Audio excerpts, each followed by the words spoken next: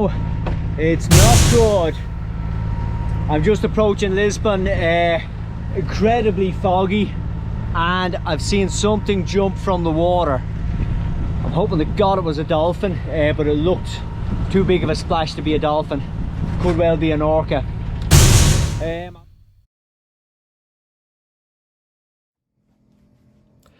Thanks for coming back for part 4. You're really going to enjoy this one. Now, a little message before we get started. A couple of years ago, I went to Dubai on a family holiday, brought my wife, 2 daughters and the mother-in-law. Don't care much for Dubai, but we were going over to visit my wife's brother and his daughter, who were living out there. She was in her 20s, early 20s. So we went over and we had a good holiday, spent some time with them, did all the sightseeing things as you do, and we came back. A couple of months later, I encountered my niece again. This time she was in a box, and I was carrying that box from the church. She'd taken her own life. When we were over there, I didn't ask the questions that I should have asked. I should have said to her, what are your hopes and dreams? How are you? Don't give me a bullshit answer. I didn't ask those questions. We were too wrapped up in our own holiday, and we missed any signals that she was unhappy. So what I'd say to you is, don't be me. Ask the questions that are a little bit difficult. Now go and enjoy part 4, and thanks again for sticking with me on this journey.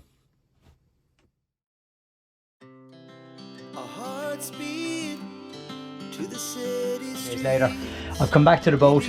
I was supposed to go off at 4 o'clock this morning and start making my way down to Vigo, but when I was doing my checks last night, the battery, the one for starting the engine, was completely gone. So I've had to go out this morning and buy a new battery. There's the old battery sitting there. I have the old battery taken out, and now I'm going to install the new battery and hopefully get underway in about an hour's time. Okay, I've just left a real marina in La Coruna, and now I'm heading for Muros, or possibly Muxa. Maybe even Vigo, I don't know. I got a late start, the feckin' battery died.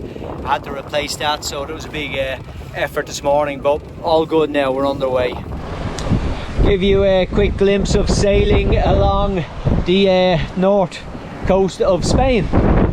So this is us now, we are charging along, sails up, no engine, absolutely beautiful. La Coruna is back there, and ahead of us, the little island there, we're going to go on the outside of it, and then I'm going to make a turn. We're going to start, we won't be heading south as such, but we'll be starting to get in that right direction. Then the turn after that, we will be going south. So all is good. It is rolling out here and there's a fair bit of wind, but the boat's holding up very, very well. Been about 6 hours now on the way, heading for Muros or Vigo. Wind has picked up a little bit now, so a couple of waves coming in there behind the boat, but all is good on board. The most westerly tip of Spain, and I'm about to go past it, and then we're gonna start turning south to head for the good weather, because it's a little bit cloudy up here.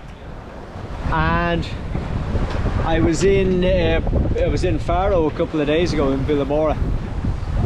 So the weather down there is amazing. Tempted to keep going all the way down, but I might have to pull in somewhere for an overnight. The weather is scheduled to turn a little bit bad. Wind coming in the wrong direction. But here we go. Most westerly tip of Spain. Heading for about 9 o'clock here in Spain. And I've just come around the top corner of Spain, and now I'm heading south. It was very rolly, very, very bumpy, particularly at the start. I wasn't sure whether I'd be able to have the ability to do this or not, but it's fine. Once I got around the corner, everything kind of died down a bit. The waves got much less. Now there's still a bit of wave action out there, but much less. The boat was much steadier. I have the wind behind me, the waves are behind me there, so all is good. And I'm getting ready for night now, so I've got the navigation lights on, and I don't know whether you can see up ahead of me there. There's a catamaran. He's going a lot faster than I am. There was another one ahead of me, but they passed me out. Like I'm the slow coach. I'm the one that's, you know, only 32 feet in length. This boat, it's a mono hull, so it doesn't go as quick, but a fraction of the cost of what those guys have. So so that's the plan. And anyway, the weather looks okay. I'm going to go through the night, and then I'm going to end up hopefully in Vigo tomorrow. So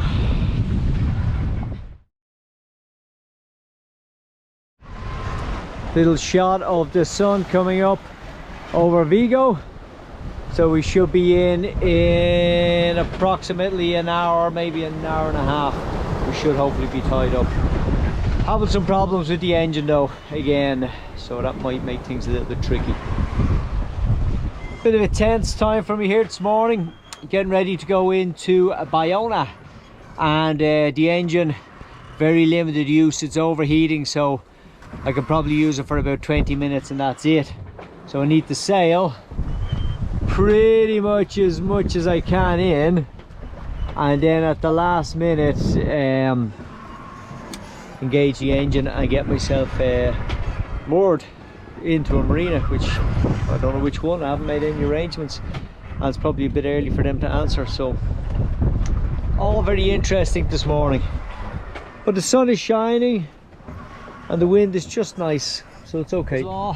The wind has completely died as I'm just about to head in to find somewhere to moor this boat. So beautiful here this morning. I have the engine running at just tick over speed, so I'm crawling along and I'm hoping it won't overheat. It's all I can do. Not good, it's not good. Loads of diesel, new battery, feckin' engine overheating.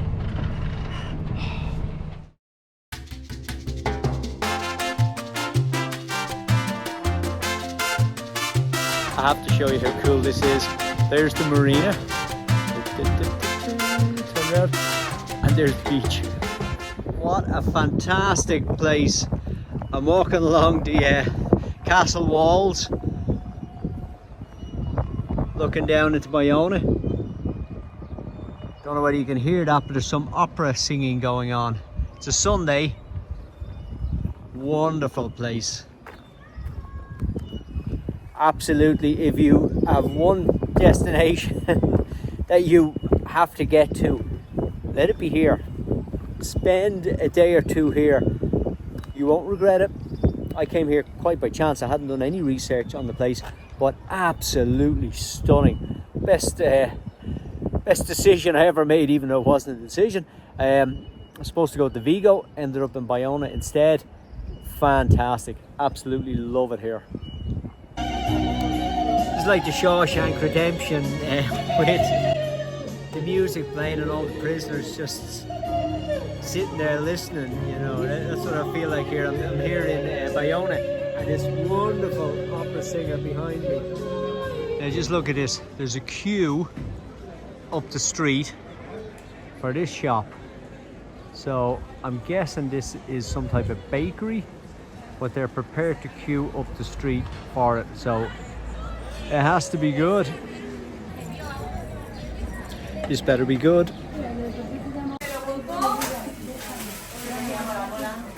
Okay, so I've queued up. I went in and I bought my my goods, a type of brioche bread and a pasta d'agnata custard cake. So I'm gonna have that. I'm gonna have that now, and I'll keep the brioche for later. Okay.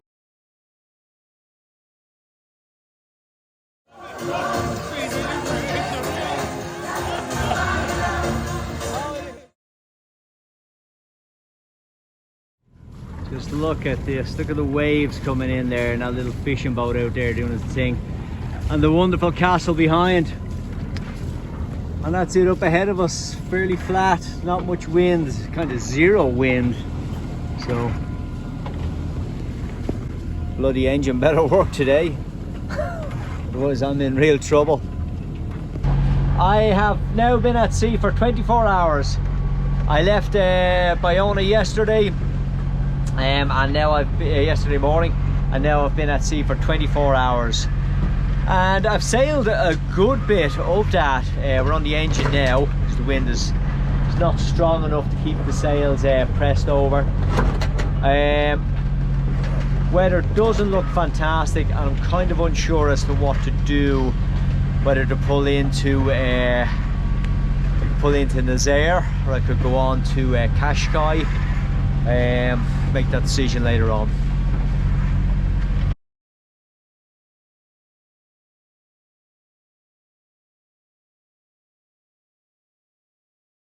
So there we have it, the Portuguese flag, courtesy flag, is flying from the boat. We are heading for Nazare, which is over there. So that should be about 35 minutes.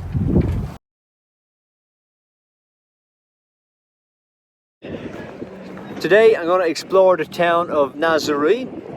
Behind me is the entrance to the marina where I came in yesterday, and I'm going to walk up and see this building on the very tip of the cliff there. My destination is up on top of that hill, and there's I think there's a little train that runs up there, and apparently the old town's at the top.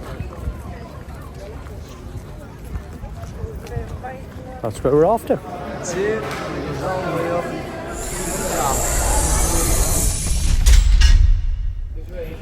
Just got off the cable car, well, train thing that brought you up the hill, and let's see what we can see. Oh wow, this is high. Oh, this is really high. Look at this. Wow. Oh wow. Yep. That cost me €2.50 to get to the top. Would have been a hell of a hike if I hadn't paid that. It actually reminds you of like being back in Thailand. Everybody walking along the street, going down to a viewing point, and all the local traders set up along the side of the street. So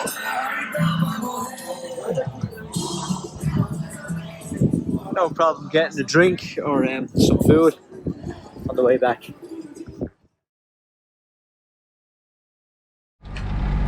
Well, I'm back on board. I've just left Nazare. I'm heading for maybe Cascais, maybe further. There was a bit of wind when I came out of the marina. Got the sails up and everything, and then the wind just died. So Mr. Perkins, the Volvo Penta engine, it's really a Perkins, Japanese built Perkins engine, is doing the heavy lifting at the moment. And we are en route, just watching out for lobster pots and crab pots everywhere here, absolutely everywhere. But it's lovely, the sun's coming out, so that fog is going to burn off fairly quick. It's 10 o'clock in the morning, and hopefully we get a bit of wind, stop those sails flogging. The schedule, you know, the forecast is that there's to be wind today, increasing, you know, with 12-13 knots, which should be fine. Nothing at the moment. It's along here, okay. We are just north of Lisbon, slightly north of Lisbon, okay. So you can see the cliffs, right, and they're all kind of grey, kind of a, you know, grey kind of colour, looks like gravel, right. Wait till we get around the corner and we start travelling down through the Algarve. I'm going to show you cliffs down there, and you'll see some considerable difference.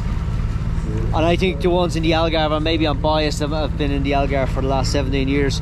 The ones in the Algarve are just stunningly beautiful.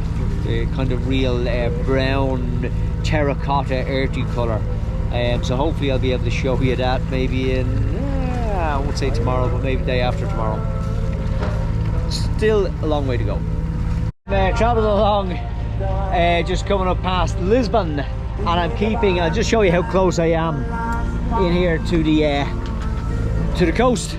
So apparently, if you're in 20 meters or less of water, the Orca will not attack you. It's too shallow for them. So I'm treating the Portuguese people to some Irish ballads as I'm sailing along, And what's my depth? Okay, 31 meters and dropping. So I'm slowly moving in. It's not nice to be this close to land. You know, us sailors have a saying that it's land that sinks boats, not water.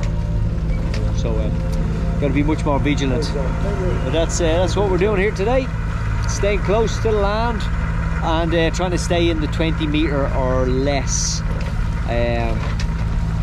Can't really do that at night time, but we'll do as long as we can.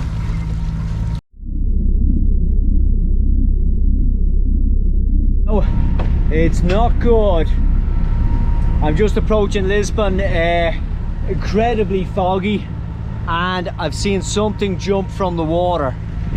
I'm hoping to God it was a dolphin, but it looked too big of a splash to be a dolphin. Could well be an orca. I'm after bringing the boat in really close. There's cliffs, such eerie looking cliffs there beside me. I am incredibly close to the shore now, so I'm hoping they say they won't go in 20 meters or below, so I've got 17 meters there on it. I'm very, very close to land, and of course it's foggy.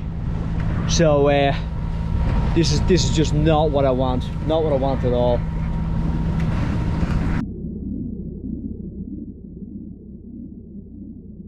Fog is clearing quite quickly here. So you can see up there ahead, we can actually see land. The wind all of a sudden from nothing, no wind all day. Now we've got 17.1 knots. We're still in 26 meters of water. That's not good. We need to be shallower than that. That's too deep. Okay, let's bring ourselves a little bit more in, closer to shore. It's risky, it's just risky. You go close to shore, you're in danger of being near the rocks. You go out to sea, you're in danger of getting the orcas. Damned if you do and damned if you don't. Ideally you'd want a beach or something like that beside you. Well, of course, if you want problems, you know, just tune into my channel, because nothing ever goes right for me, and this is no exception. Blue skies, come on, blue skies, that's what I want. Just seen a dolphin swimming there beside the boat. Oh, of course, as soon as I take the camera away, it goes. Possibly this guy was the oh, there he is up there, the cause of all my concern. Don't know. It seemed to be much bigger than a dolphin that jumped from the water, so don't know.